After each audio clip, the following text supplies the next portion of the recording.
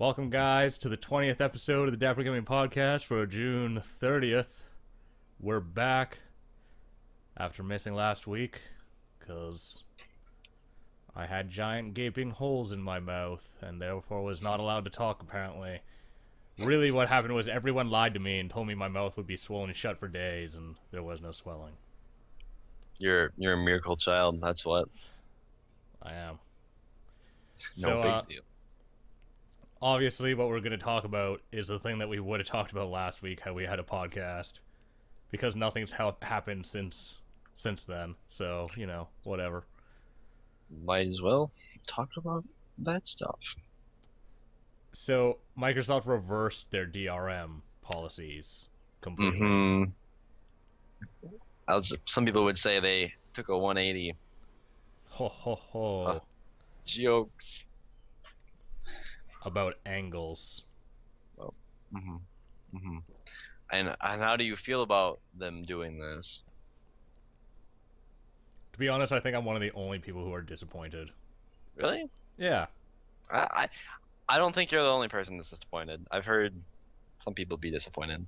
Oh, actually no. In the way that you're disappointed, that I know what you're gonna say, no, you're probably like the only person that thinks that. Everyone else is probably disappointed because they're like, man, Microsoft was going to get wrecked by Sony and it would be like the most one-sided console wherever. And I'm like, man, we're not going to get an all-digital console this generation. Fucking console plebs. What's wrong with you? Yeah. Ugh. So I'm a little disappointed in that we're not going to see a digital console. Because really the Xbox One was an all-digital console, if you think about it. Because like... That's where it would have thrived, at least, yeah. Well, it's an all-digital console if you think about it, because the disc is only used to install. Yeah. I mean, that would be like saying that PC is not all-digital. When's the last game that you needed to keep the disc in the drive for? Like 10 years ago? Crisis. Crisis 1? I think so, yeah. I don't remember doing that, but... Oh, well, did you have a retail copy you bought from the store? Probably not. Oh, that's probably why.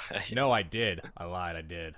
Well, maybe it was Warhead or something. I thought one of those games had that, but I may be mistaken. But yeah, no, it's been quite a while. So. Yeah. I mean, even before that, I just no CD cracked all of my games anyways. I don't think I've had a CD drive for like 10 years in my desktop. I keep one just in case. Just in case? Even when... Okay, so I've always had like particularly fast internet because I don't buy like cable. I just get really fast internet. I've done that forever. So when like... Even with like Blizzard games for like World of Warcraft, like the last for Cataclysm and for Diablo 3 and for StarCraft 2, those are all games I bought physical copies of, and all I did was register the key with Battle.net so I could download the game. Yep. Because it was faster to download it than it was to install it off the drive or off the disc. Like. Yeah. So I'm just a little disappointed that we're not going to see an all-digital console because I thought that like was a pretty cool idea, to be honest. And I know that like one thing that people are just going to have to face is that next gen probably, like not next gen as in the Xbox One and the PS4, those will be the gen after that. But the gen after that, so like 9th gen, it's going to be all digital. There's no way that it's not going to happen. Yeah, and it just makes sense. It's cheaper for the developer. It just saves time and headaches for everyone. So you could actually see games reduce in price, probably by $5 to $10 because of distribution. Because it costs about $10 to distribute a disc, like one disc. Each disc is about like $10, and so that's why like games are $60 and not $50. But because at least physical ones. But the reason why digital ones are $60 is because large retailers, specifically GameStop, said that if digital retailers don't charge the same, so if publishers make the MSRP lower, basically, for digital copies, then they would stop carrying physical copies of the games. And until probably this generation, because I don't think physical retailers like have as much say as they used to, like that's why Steam has always charged the same amount for digital copies of the games as physical copies cost. At least when they're not on sale, right? Right. And so, and that's because GameStop and other retailers have had basically the power to say that we're not going to carry your game if you make digital cheaper or make it like a better alternative. Or like make it a better option than going physical. Yeah. If there's another reason to go somewhere else, then we won't. But now they don't really have that amount of pull within the industry anymore. Like, face it, like GameStop's a shitty service that no one likes, and absolutely zero people who likes GameStop. Service. I had to go into GameStop this week to buy Game & Wario. It was a terrible experience. I bought Game & Wario, and my friend bought Mass Effect 3, and I was like, man, you're going to be so disappointed. It's not good. And he's like, that's okay. And then the girl at the counter said it was the best RPG of the last generation, and then I told her she had shit taste. Those were my exact words. Oh, no. I was like, you have shit taste. And she's like, what's better than Mass Effect 3? And I was like, Witcher 2, Witcher 1, Neverwinter Nights 2. Like, she's like flipping through a book. I don't know what these are, so no. Pretty much. I told her that she had shit taste and to shut her whore mouth. And then some guy bought Ride to Hell Retribution or whatever, that biker game that came out this week that's really, really bad. No, there's an amazing... Okay, there's a sex scene in that game where you, like, are a biker and you're having sex with this woman, but she's in, like, a fucking jumpsuit and she leaves all her clothes on. Like, it's a fully clothed sex scene. It doesn't even make any sense. Like, you couldn't get your penis in. She's wearing pants with no zipper. Dude, it's a video game. Anything can happen. Anything can happen. It's like her clothes aren't torn. That jumpsuit doesn't have a zipper. Yeah, that didn't even happen. I complained to the developers. Doesn't even make any sense. It's like apparently the worst game ever. So I want to buy it and play it. That'd be why I haven't heard of it. It came out on Steam. It looks awful. I kind of wish the Xbox would have stuck with their guns because they got more backlash for this. More backlash that's not needed because people are like, oh, they 180 that, but that's because the people that are saying they did a 180 complained that they needed to. So yeah, and now that they've done it, people are like bitching more. Yeah, it's not. They're literally the PS4 and the Xbox One are the same system now, excluding the exclusives. Yeah, so there's it's no like, and the $100 price difference, but yeah, but the $100 price difference is for the Kinect too. So it's justifiable. Not that everyone's gonna use that, and you might not justify it that you would use it, but at the same time, hardware-wise, they've done a lot of stuff regarding what else is packed in the box, different than what they've done with the Xbox 360. For example, you don't get a mic anymore because you can use the Kinect, so they want you to use the Kinect. Yeah, I mean, that shitty headset, you really want that?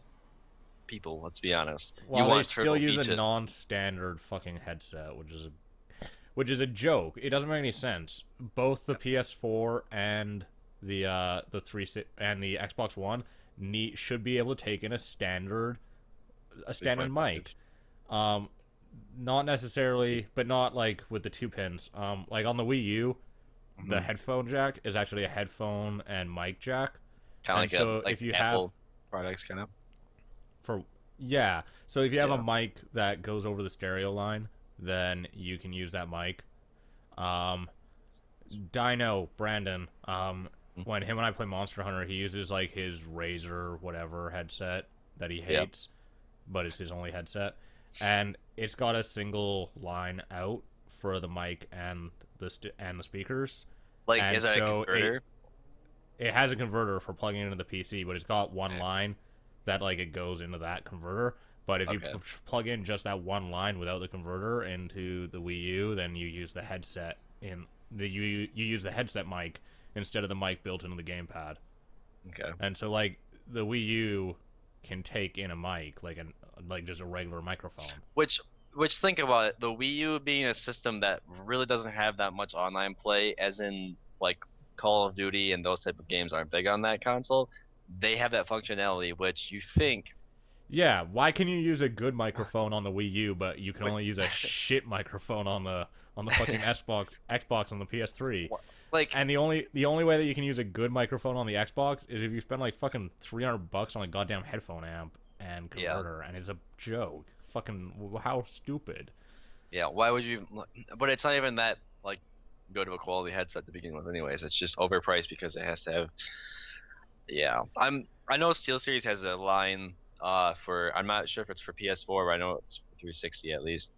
I should say PS3, but that plugs into that controller, and I would get those because obviously whatever. But My SteelSeries headset broke after 6 months, and I didn't even use it. It just sat on my desk. just cracked in half. I didn't even touch this. I don't. No, the fucking line didn't work anymore. The mic just broke. Like it stopped working. I haven't really had. I mean, headphone wise, they're good. Microphone wise, it's decent. I've just got Audio Technicas, and then I have a clip-on mic for it. If I'm not like gonna. I use game my without mic. a shirt a lot, so that doesn't work for me. No, I clip it onto the headphone cord. Oh yeah, I always kind of. The cord on these is really thick. Okay, I was gonna say this is kind of like, it's not braided, which I wish it was. It's kind of like a harder. This one's plastic. braided. So yeah, but anyway, that's a little off topic, but To be honest, yeah. I'm just hugely disappointed that they went back on this, because I was like, all digital console, fuck yeah, I'm okay with this as a PC gamer. And I think, and like, there's some other things, like, as a result of this change, like, we're gonna keep with the same development model for games, basically, because like used games are gonna be an issue still. So that means that you have to develop in the model where it's like keep the disc in the tray. So basically develop stuff to stop people from doing trade-ins. So we're going to see just as much shitty DLC coming out. We're going to see just as much day one DLC. We're going to see games that are unnecessarily padded with multiplayer functions that they don't need, or with overly long campaigns where it's like there's where like the story and the game really only justify a 4-hour campaign, but fuck it, it's 24 hours long. that's kind of an extreme like reaction from this, like how digital games result in really long campaigns, or well, how not having digital games. They do, though, because you need to develop the game. Like, you can't make a cut out of used games, and so right. You develop need to try a game... to stop people from doing trade-ins. That's the idea. You stop people from doing trade-ins, and so the few kind of incentives for that is that you make the game long, so that it takes a really long time to finish the game, because by the time that you finish it, then the trade-in value is either worthless, or you never finish it, and you just keep it forever. I just don't feel like, I don't know, that's... Didn't Nintendo have something to say about that? How developers just need to not make... I don't remember what it was on. I think it was an article on Polygon. They said that they need to make better games. Yeah, because don't they have like the lowest trade-in, like, per developer? Or, they have a really low trade-in rate. You are correct about that. But... yeah. I feel like one of the things about Nintendo is that, like, they don't design their games around...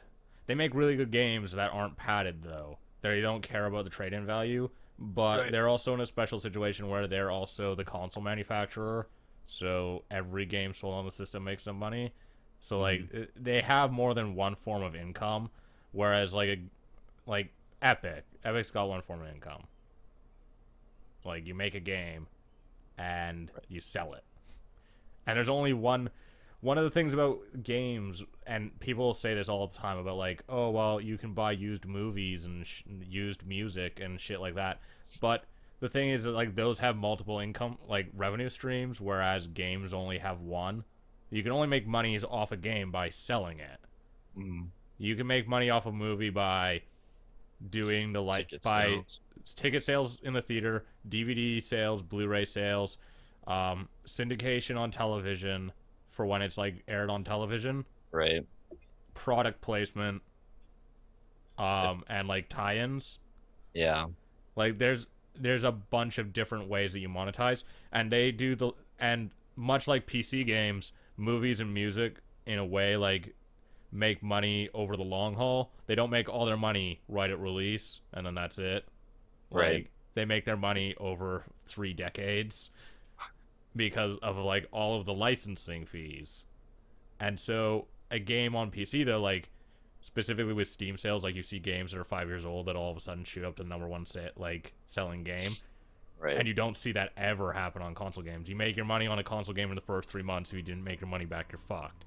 But which is a cool point because with the Steam trading card system, I've kind of seen a really weird trend that any game that has Steam trading cards gets a lot more playtime than anyone that doesn't. Like it's become such a community thing to get those trading cards now, and now that it's out of beta, like everyone has it. It's fucking ridiculous. PC has other things that you can work for. I mean, like Steam now has the worst incentives for playing games regarding they do. achievements. I hate that system. But you use it all the time, you whore. No, but I do. But I've been selling my Steam trading cards on the market and for money. Yeah, no. I need to start doing that so bad. That Steam store. I just sold something else. You probably couldn't see that. No, I mean, okay. You don't make that much money off of it, and it's only Steam Cash, so I don't think you can't transfer. I don't care. I still account. need $10 so I can buy Rogue Legacy. Exactly. Seriously, play all the games on Steam that have Steam trading cards. Put them for 20 cents each on the Steam market, and they'll go instantly. And then you just make money. It's.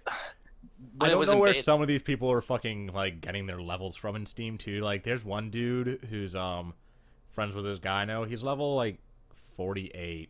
Yeah, it's ridiculous. How do you get as many trading cards? I literally put up 13 cards today, and all 13 of them sold within 2 hours.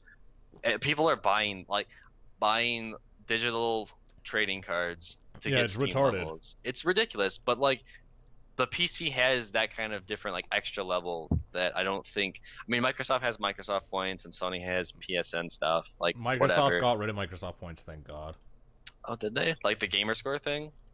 No, gamer score and Microsoft points are different. Microsoft points was their digital currency on their fucking store, and now they're using doing real dollars money. Now. Yeah, they use real money. Thank God. Makes sense. Someone worked it out. You had to spend $4,000 on Microsoft points to be able to spend all your Microsoft points. Really? Yeah. Wow. The whole system was designed around you always having a few points left so that you would buy more points to buy another thing to try to use up all your points. But you have to spend thousands of dollars to be able to actually get a value that you can spend all of the points. No. And PSN uses real money. But, I mean, both of them have achievements and trophies, so... Right, and this is just This is another set of them, and this isn't even for this isn't even for doing anything. It's just for playing the game. Which it's ridiculous, but the weird thing is you can get foil cards, which are basically holographics that sell for $20 each on the market. It's a ridiculous system. It's fucking hats. It's hats all over again. It is hats, and it's hats all over again. But it's not even for Team Fortress 2 or a Valve game. It's just here's all these games. We put hats in them, but you can't even see the hats in game. But honestly, it's definitely an incentive for a developer to make these for their game because you'll see a huge a jump of sales in your game. It's fucking retarded. It's ridiculous, but Valve hit that. To be honest, I get caught with this shit for badges too sometimes. Not the card ones. The card ones are stupid. I'm not gonna spend money on those. Oh no! But for fucking summer sales and stuff, it's here's the summer sale. If you buy these really obscure games that you'll never play, then we'll give you a point towards the grand draw. And if you buy enough of these obscure games, we'll give you a badge. Right. Which is funny because they're giving you badges and experience points from stuff you did 2 years ago. They're oh well. Thank God. So, yeah. I'm almost at Game Engineer or whatever, the 250 plus games. Oh, what? Yeah. I'm at 236. Yeah, it's just buy a bunch of humble bundles and you'll get a billion, so many games so quick. I don't have any money. I can't buy anything. Well, I bought Game. I thought I've found out that I had $200 that I didn't think I had, so I bought Game & Wario, and it wasn't very good. But really? That's a bummer. I'm reviewing it tomorrow. My review is going to come out for it tomorrow. look out for that. Yeah, you're gonna want to watch that, and then you're Instead- gonna want to, and then what's been seen cannot be unseen, and you'll be really angry that you watched it, and that I did what I did. Well, instead of getting money, all you need to do is get trading cards, and then And then sell. I can trade my trading Yeah. cards for games. You can basically idle, and then get a bunch of trading cards. So it's a new Idle form for of cards. hats. That's exactly the way to explain it. Hashtag idle for cards. Yeah. That's this week's hashtag. Please get this going. This should be trending by the 4th of July. I would like to see this trending. I would love to see idle for cards trending. Do it. Do it, Good. internet. Do it, one dude who watches this podcast. Oh, I shout out to Connor. You know who you are. You listen to this. You listen to this. I thought that was pretty neat. I don't know who that is. One of my friends from back in the hometown. Good Very for him. very cool. Yeah, exactly. We got followers. We got a following. Shit, son. We're gonna get big. Then what? Fuck. But yeah.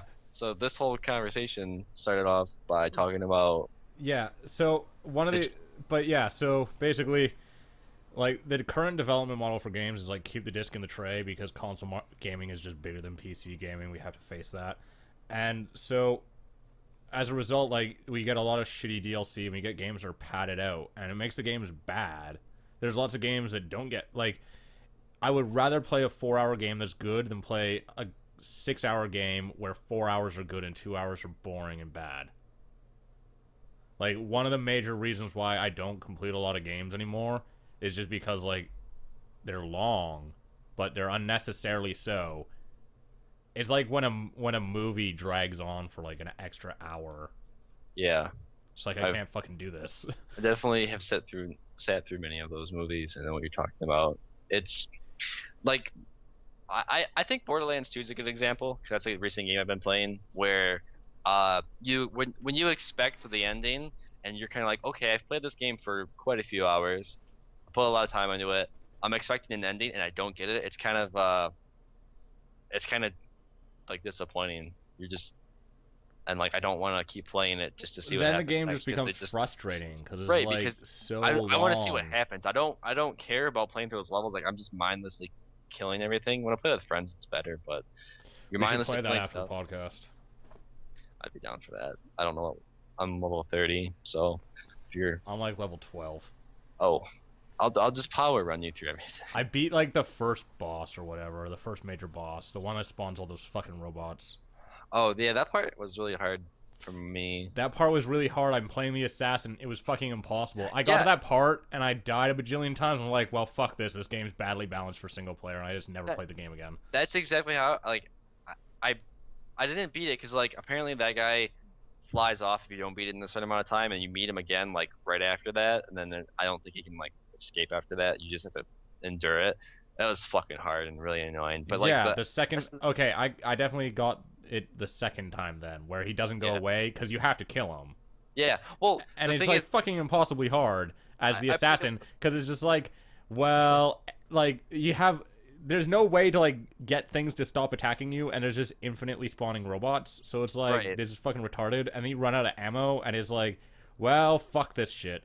well, it's stupid because one, I didn't know the critical hit points for the longest time on those damn robots. Two, yeah, you run out of ammo, so like the only gun you're good with, the sniper rifle or like a pistol, you can't use. And then like he had a stupid amount of shield, like Yeah, so like I'd knock his shields down and then do like a little bit of damage to his health, and then he didn't have shields again because I have to like go run it was off just, and so.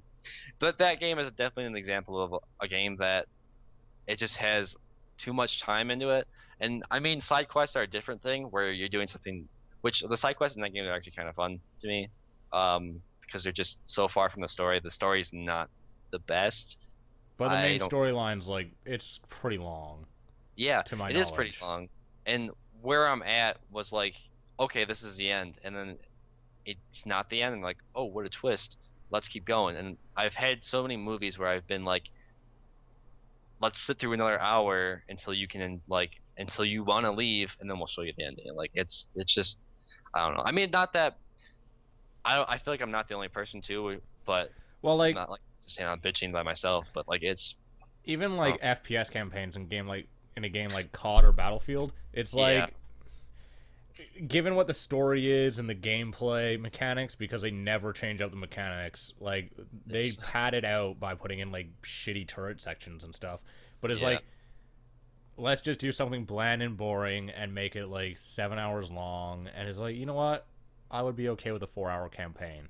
I would actually like the campaigns if they were 4 hours long, but they're not. They're 8, and they take for goddamn ever. And it's just like the same thing over and over and over. So you only ever play half the damn thing. Yeah, it's... I know it sounds really weird to complain that games are too long, but there are some games that are just too long. Okay, but if you compare, like, a game being too long, like Battlefield, the campaign, where it's a lot of repetitiveness, and there's no really unique feel to it. I mean, they have different sections of missions, but it's never really, like, nothing really like curveballs or out of the ordinary. It's been done before. It's not new. But like compared to a game like The Witcher, where it's a long story, but it has a giant developing story that's really interesting and you're really enveloped in, completely different, because that's something you enjoy. But I mean, I understand what you're saying about a game being too long, as in it's too long because you're not enjoying it. A game can be long, and if you're having fun, you don't even know it's long until you beat it, and then you're like, oh, I spent 20 hours in that game. That's ridiculous. Like Dragon Age Origins that one summer. Exactly. Like I think I have like 300 hours in that game on Steam. So, or no, it's not on Steam. I didn't get my copy on Steam. I lied. Oh, but I did play that game for like 300 hours.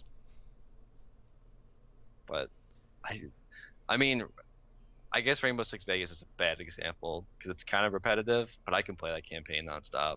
But that's, because there's not a lot of third-person tactical shooters. So that's true. So yeah, it's like it's a unique experience because not everyone's doing it.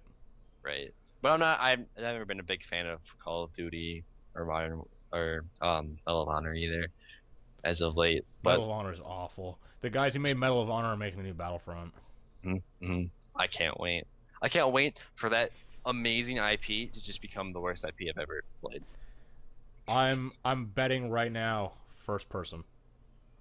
No third person switch. Like it's strictly just first person. Yeah. First person. That'd be a bummer. The funny thing is, the first time I ever played 3 classes. 3 classes, yeah, sniper, assault, and medic. Yep. Boom. Well, the first time I played Battlefront was on PSP, and when I discovered that game on PC, I was like, "There's a whole nother world to that game." Because the PSP version is completely like limited. They cut off. You can't land in other ships, I think. There's basically like levels are just smaller and like the whole game's just scaled down just to fit on the PSP. Yeah. I played that on PC for the first time and it blew my mind and I was addicted. And then I waited for Battlefield 3 and it never or Battlefront 3 and it never happened. And now it is. And I don't know. It's just one of those games that gets ruined. So there's actually one other topic to talk about this week that we've talked about a bunch of times regarding Microsoft's policies. They're changing their Xbox Live patching policy. Oh, yeah. They're making it free to patch games now on Xbox Live. Oh, hey, I'm going to say right now, Minecraft is going to blow up on the 360. Just because it's going to be free? No, it's already huge. They can't. The issue with Minecraft on 360 is related to like the amount of people. Is like their team? The hardware resources. Well, with that game, they can't make the game worlds aren't infinite. They don't have enough RAM. I was gonna say because I know that like the system it runs on is just like a CPU killer for PC. Yeah, it is. It's because it's Java. Yeah, I've never enjoyed it, but I've been taking a class on concurrency, and the prof just bitches about Java all the time. And then everything we have to write is in Java. Actually, that's a lie. We have to write Java programs and then write our like C program underneath the Java to like handle all the threading, so that we can build concurrency into his version of Java. Or at least build his version of concurrency into Java. It's fun stuff. I'm That's all I'm saying. Oh, I will say it sounds like fun. It's actually super fun. I'm not kidding. Oh, really? No, Yeah. C plus plus is where my knowledge kind of ends. So This is all C. C++ doesn't have threading. No, so like he said it's too hard. The guy who made C++, he's just like, people are like, why didn't you put in threading into C++? He's like, oh, it's too hard. That's that. So no threading. But whatever. No, they're finally changing their policy on this as well, and I think this is the bigger thing than the DRM reversal, at least for me, because it actually creates a system where you could release an indie game. Yeah, because they're not charging you I believe they're not charging $10,000 for a license anymore. Thank God. And they aren't charging for patching. Well, like way earlier, didn't they state that like they're supporting indie developers but barely said anything about it? Yeah, during E3 they're like, we're supporting indie developers. Check out our only indie game that we're announcing, which is Minecraft for the Xbox One. Yeah. Look at this. We talked about that a billion times too. Look at this indie game that's not really an indie game anymore. It's like a complete exception to the rule because it's been bought by millions of people. And even before it made it over to Xbox 360, I mean, fucking, it sold like 12 million copies on PC. It's kind of a big one. I'm excited for that though because maybe they'll get more games that we get. It's Talk not about really Hotline Miami 2. Well, it's not really like hopefully they get more like games that we get. I don't really care what games they get. It's just gonna be easier for them to produce for it. Yeah, I like to see indie support basically because indie support, like, I don't know. I guess it's a big deal for me because like I'm making a game. I've been working on a game for like the last 7 months, 8 months, probably more. Depends. It depends on when we count whether or not I started working, because there's when I started designing a game and when I started programming the game. I probably started programming the game like 8 months ago, but for like the 6 months up to that, I probably have sketchbooks full of fucking writing and shit. Or well, not sketchbooks, notebooks. Yeah, no, it's at least it opens up another option for people to develop on, and it makes it easier and more accessible. So it'll be nice. And I mean, even if, like you said, like people don't produce for that or they don't port it over, like it's just nice to have more options for indie games. Because I mean, a lot like not like Steam Greenlight, but just the amount of indie games you can access on the PC is crazy. And I think that like on a console community, like some of those games would just blow up. And like well, some of them have. Like you look at Braid, that was a big 360 title. Yeah. That was probably the big first indie game. And then after Braid, you had Super Meat Boy, which was huge. Right. Once again, big 360 title. Castle Crashers, huge 360 title. Their second title, I think's pretty. I don't know if it did pretty well. It sounds like it did well, but to be honest, I looked at it and it looked bad. I never saw it. I think it's like a brawler, sort of like a. Yeah, it's like a side-scrolling brawler platforming game. Yeah, so the studio's cool, Behemoth, but the game just looked kind of boring from what I saw at E3. So yeah, well, whatever. But no, I mean, there's definitely a lot of games that have. Fez is one of them too. Yeah, Fez also, which is now on PC, and I think it's coming to Wii U, and it's on 3DS. And then Fez 2 trailer got announced. Or well, the festival launch, whatever you want to say. Whatever. Yeah. I don't really care. Phil Fish is a bit of a dick, but more importantly, he's like a huge dick given what his game is. Like, it's just a platformer. It's not. His game's not special. It has one gimmick in it, and he pretends like he's hugely special, like he revolutionized platforming. Yeah, he did do all that artwork though. It's pixel art. I could do that artwork too. But it's it's so good. No, I'm fucking sick of pixel art. I never played the game though. I was interested in it, but kind of lost interest. So, but mainly because I have so many indie games that it kind of just gets drowned out. That I almost kind of find like the Humble Bundle just, I don't know, a bit ridiculous nowadays. Like it's a good deal and it's a good way to get people's names out, but always end up just paying for a bundle and never playing like half the games. I just pay for it to get what I want. So, not bashing them or anything, but just saying what's on my mind. I like the games. It's just there's a lot of them, and you just get kind of Yeah, their weekly deals are usually pretty good though. Now I've kind of realized, like they release one or two games together or like a set that they go together. That's usually pretty cool because then you're more interested in them and I feel like you play them. But pretty much. Yeah. Is there anything from this week that you want to talk about besides those two things? Not. I thought there was, but give me a second. Is there anything you wanted to say?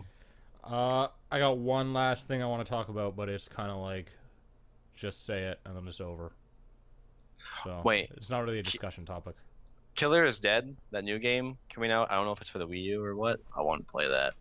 I will throw that out there. It looks. Oh, I know this game. Mhm. It's been out for a while, but it's finally getting like a North America release. Right. Or no, I lied. It's not. This isn't the game that I thought it was, but I know this one because it's by Suda51. It's 360 PS3 only. Oh, whatever then. I had hopes. It looks fun. I need a good game kind of like that. It seems like it plays similar to like a Bayonetta, but like the combat, they released the trailer for the combat and it looked really interesting. But it's kind of like swordplay, dodging stuff. So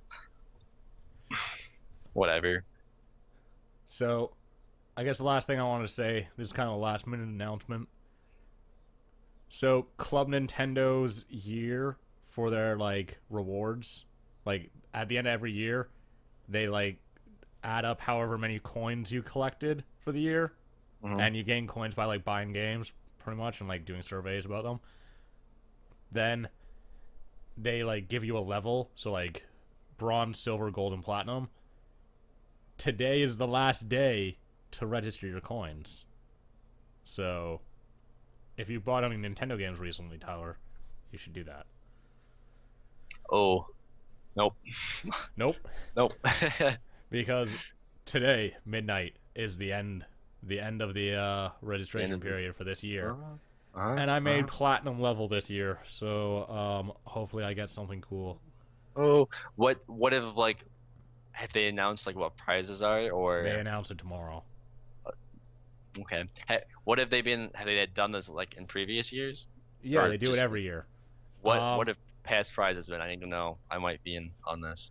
There was a like statuette with all the Mario characters on it that they gave away one year. Now, Another is this- year they gave away a Luigi themed GameCube controller. They gave away a Wario themed GameCube controller as well. And you get them for free. You don't pay. What do I need to know? Is this like if you hit platinum level, say like me and you are the only people that get it, do both of us get it, or is it like a raffle? No, everyone gets the prize. That's pretty fucking cool. And everyone and you don't pay shipping on it. Basically, tomorrow I'm gonna go out and buy like. Well, no, you have like 6 hours to get all the points registered because today's the last day. Well, no, I know that, but tomorrow when it starts the new season, The new year. I'm gonna get like double platinum. Look out. That's that. Okay, I think you need like 600 points to get platinum or something like that.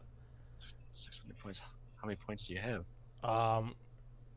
Okay, you have to get 600 points over the year. You can spend the points, like, and still be platinum. I got 620 points this year. Dang, cutting it close. Because I bought a Wii U. Was that like a big chunk of it? Yeah. What's when I bought it was 200 to 300 points. Now it's 160. I'm gonna say right now that's a pretty bitchin' system though that they do. Like that's cool. This is the only good reward system of the three like major console sellers, because Microsoft has theirs, but it's like if you get a million gamer score, then you get like a 1% discount on your fucking birthday and get something worth 10 Microsoft points, and it's like, the fuck is this shit? But like Nintendo is like, yeah, if you buy a bunch of games, then we send you something for free at the end of the year, plus the coins that you collect, like they transfer over through the year. And so like right now I have 320 coins. Now for 550 coins I can get a Mario t-shirt. And I've gotten other stuff as well. I'm looking online right now about like stuff you can buy. Yeah. So one of the things that I got, it was 400 coins. I got the Mario poster pack, which is 3 posters from Super Mario. Okay. And so like I've gotten stuff from it before, and you get it, you don't pay shipping on it. It's free. They ship it to you for free. Are they pretty quick about it? Yeah, actually, it only took like 3 days for the stuff to get here. But I think that's because they have a warehouse in Vancouver. So let me get this straight. Like you get points, but they are coins. Are like the coins the points? Yeah. And then like, so basically like if you have 100 coins and you spend those 100 coins, like you'd still have like registered 100 points or coins for the year, and then it just keeps. Yeah. But can you buy coins, or does it just? You only got them for buying games. Buying games, okay. This is like all the stuff that's available that like in the rewards program you can only get by like buying games and buying systems and buying stuff. Like now, is this exclusively like Nintendo games, as in like the Mario series? Just like, no, anything on the system. Oh, whoa. That's ridiculous. How long have they been doing that? Years. I should have got on top of that when I had my Wii, because I was... Well, yeah, I can't remember when they started. It would have had... I think they started during the Wii. Okay, that's pretty sick. Congrats on Platinum. That's an achievement. If you have an interview or are filling out a resume and they say, what's your greatest achievement of your life, you should say achieving Platinum in 2013 for Club Nintendo, and you'll be hired instantly. Guarantee it.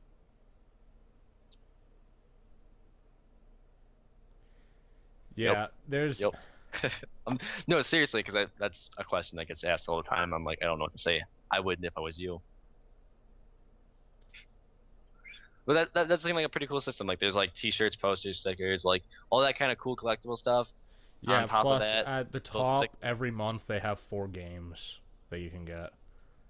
Like, sadly, they haven't started. They're like virtual, like arcade games, or virtual console games. Okay. They're just like little downloadable games. So like right now you can get like F-Zero X on the Wii for like 200 coins. Okay.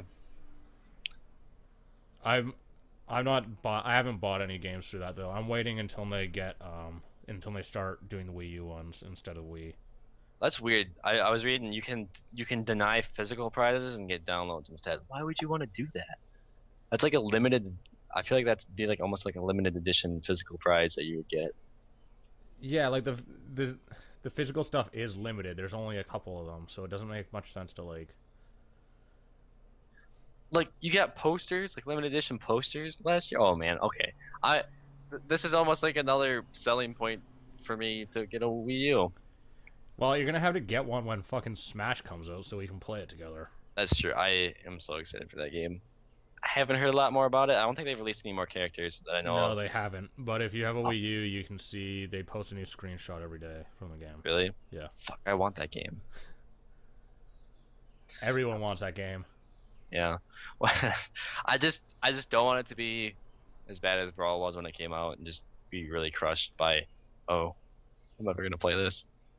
But high hopes. I know they'll do something good.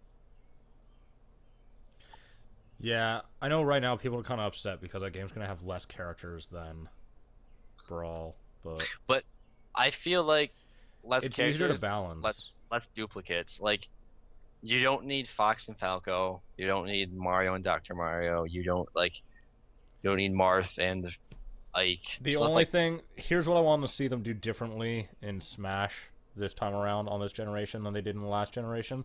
And I probably said this during the E3 podcast a couple weeks ago, But what I want them to do is I want them to do DLC. I want them to do DLC characters. It's that simple.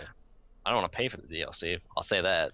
I'd be okay with that. The Okay, only piece actually- of DLC Nintendo's done, at least on the that I can think of, is the Luigi, new Luigi U or Super Luigi U for the for the Wii U version of New Super Mario Bros. Right. And that's a really solid piece of DLC. It has a lot of content. It's $20, but it's 84 levels. That's quite a few. Yeah. Quite a It's few. the same size as the base game. Well, So it's like if they do It's like just- character yep. packs that are like five characters and like a few maps, I think that's totally fair. oh, But I don't want them to do that like every 3 fucking months or something. Like once a year, release a couple new characters and a couple new maps. yeah, because if you did it that way, the maps would be well produced, the characters would be most likely unique, and that way you can obviously get more user feedback and player feedback and be like, yeah, and because like you said, since they only release one per system, it would keep it going. It would prevent that whole issue of having to trade back your game, which goes back to our first topic. So we definitely segued all this together. Just now.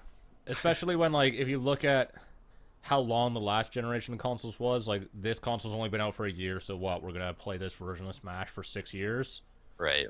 Then, give us some DLC. Yeah, give us something new. I wouldn't be surprised if they did that. To be honest, that'd be pretty cool.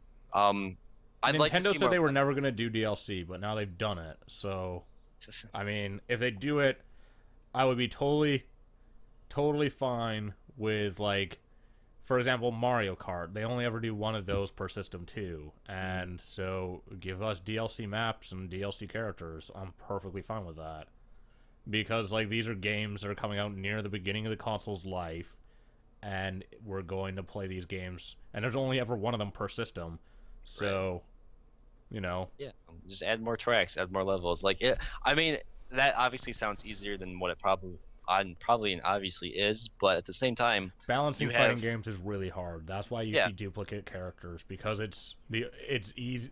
If you make a duplicate character with a different skin, then it pretty much guarantees balance, because it's the same thing, but just Yeah. different. Yeah, which is why I understand why they're not doing duplicate characters, because if they're pressed for time, which I don't know if they are or not, like that's they're way not. easier. They haven't announced a date. They just said 2014. So they'll probably, yeah, which hopefully that doesn't get pushed back, but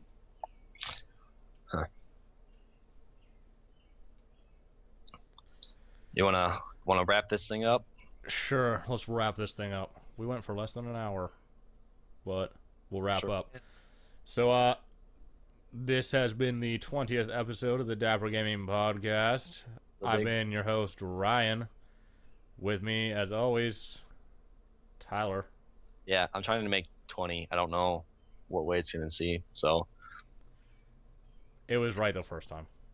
this way, cool. Yeah. So, with me, as always, Tyler, and we'll see you guys next time on the 21st episode of the Dapper Gaming Podcast.